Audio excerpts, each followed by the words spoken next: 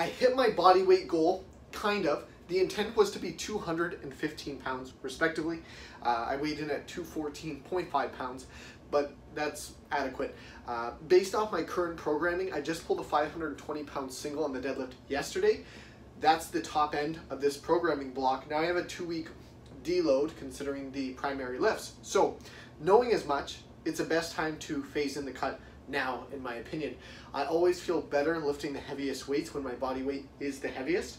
I feel the strongest throughout those periods. So seeing as I won't be lifting anything super heavy, I really have no issues or worries going through a cutting phase now. So we'll get that out of the way, get lean, and then get back to moving heavy weights. But stuff came in the mail today, and I want to show you what I got because I'm kind of excited. Seeing as cutting phase also means extended periods of fasting for me, that's the approach that I personally take to make this as efficient and as effective as possible. When it comes to extended periods of fasting, I love having carbonated water. So this came in the mail today. I'm excited to try it out. I've actually never used a SodaStream before, ever. So usually I'll just go buy a couple cases of carbonated water, usually plain, because during fasting windows, keep it basic. Black coffee, plain water, carbonated water, maybe some green tea.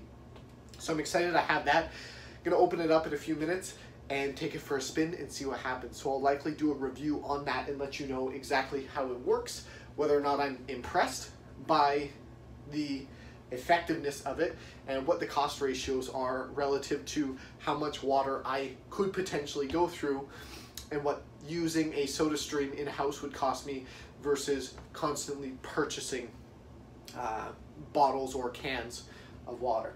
And then I'm more excited about this.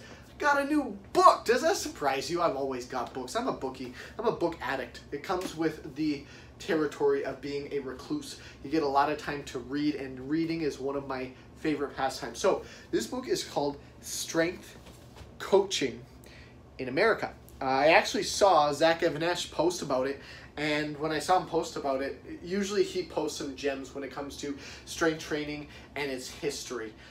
And that's always something of interest to me because, let's be honest here, some of the OGs of the game did it better than anybody. They had the grit, they had the resilience, and they had that mindset of just, let's get our hands dirty, let's pay our dues, and let's work hard. They weren't corner cutters, because as we know, when you cut corners, you just end up running in circles.